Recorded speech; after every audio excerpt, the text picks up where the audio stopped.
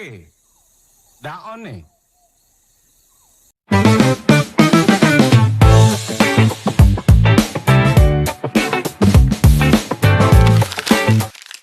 Pose with the fans.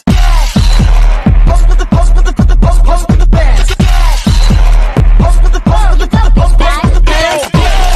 Pose with the fans. Pada slide ini kita bisa lihat beberapa fenomena yang menyebabkan banjir. Yang pertama itu banjir bukan semata-mata karena hujan deras, tapi karena sistem hidrologi yang sudah tidak seimbang.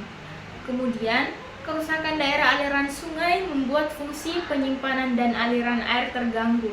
Deforestasi di bagian hulu juga berpengaruh besar karena saat pohon berkurang, air hujan tidak terserap dengan baik sehingga limpasan permukaan meningkat dan memicu kenaikan debit air secara cepat. Selain itu, banyak infrastruktur drainase di kota yang sudah tidak mampu menampung curah hujan sekarang karena kapasitasnya masih mengikuti desain lama.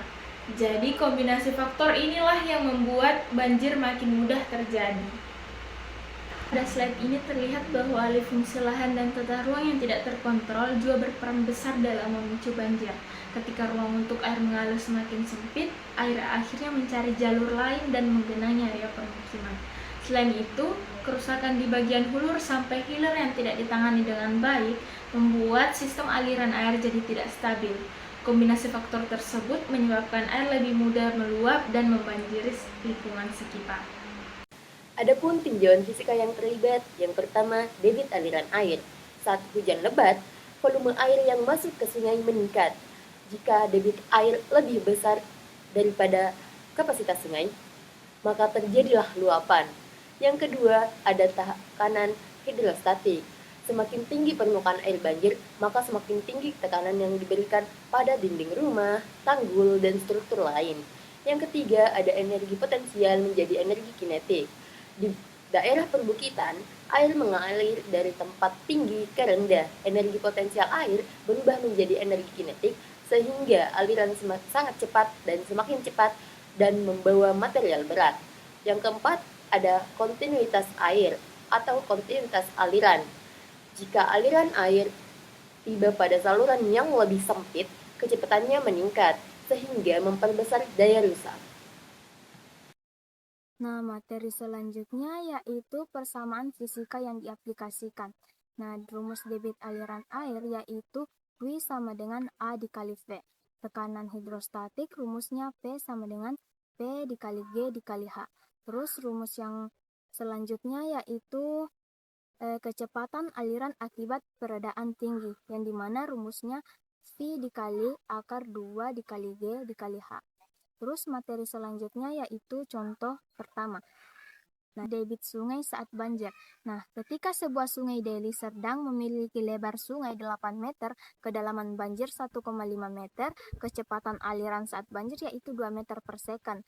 Nah, hitunglah debitnya. Nah, yang pertama kita cari yaitu luas penampangnya, yang dimana rumusnya A sama dengan 8 dikali 15 sama dengan 12 meter persegi. Sedangkan kita lanjut menghitung debitnya, yang dimana Q sama dengan A dikali V sama dengan 12 dikali 2 yaitu 24 kubik 3 per second. Nah, artinya 24 meter kubik air mengalir setiap detik. Jumlah yang sangat besar sehingga mudah meluap jika kapasitas sungai sangat kecil. Terus contoh yang kedua yaitu tekanan air pada dinding rumah. Nah, ketika air banjir di rumah warga adalah 0,8 meter, tekanan hidrostatik yaitu P sama dengan P dikali G dikali H, yang dimana P-nya itu 1000, G-nya yaitu 9,8, dan H-nya itu 0,8, yang dimana kita mendapatkan P-nya itu 7840. Nah, PA artinya dinding rumah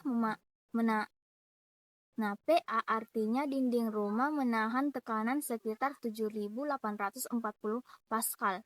Nah, belum termasuk tekanan dinamis dari aliran yang bergerak. Baik, kita masuk ke contoh yang ketiga. Di sini kita akan menghitung simulasi kecepatan aliran banjir bandang yang turun dari lereng perbukitan. Kita asumsikan ketinggian bukit yaitu H adalah 5 meter dan percepatan gravitasi G adalah 9,8 meter per sekon kuadrat. Menggunakan rumus gerak jatuh bebas yaitu V sama dengan akar 2GH, kita substitusikan yang telah kita asumsikan tadi ke dalam rumus dan kita mendapatkan kecepatannya adalah 9,9 meter per second. Mungkin angka 9,9 meter per second ini terlihat kecil, tetapi jika dikonversi ini setara dengan 36 km per jam. Kecepatan ini sangat signifikan karena air tidak hanya mengalir sendirian, tetapi memiliki momentum yang cukup kuat untuk menghanyutkan material berat seperti kayu gelondongan, batu besar, hingga merobohkan dinding bangunan. Inilah alasan mengapa banjir bandang seperti yang terjadi di wilayah Sumatera Utara memiliki daya rusak yang sangat fatal. Sebagai penutup presentasi ini, kita dapat menyimpulkan bahwa banjir yang terjadi di Sumatera Utara bukanlah disebabkan oleh faktor tunggal. Bencana ini adalah akumulasi dari 3 faktor utama. Yang pertama, curah hujan ekstrim, yang kedua, buruknya sistem drainase, dan yang ketiga, kerusakan hutan di hulu. Disinilah peran ilmu fisika menjadi krusial. Perhitungan fisika seperti kecepatan aliran dan tekanan air yang kita bahas tadi sebelumnya memberikan kita pemahaman logis mengapa kerusakan yang ditimbulkan bisa begitu parah. Fisika menjelaskan mengapa air meluap dan bagaimana kekuatannya merobohkan bangunan. Oleh karena itu, solusi mitigasinya pun harus berbasis sains. Kita perlu perbaikan drainase yang terukur, reforestasi untuk menahan laju air di hulu, serta desain sungai yang aman secara hidrodinamika agar bencana serupa bisa diminimalisir di masa depan. Sekian, terima kasih.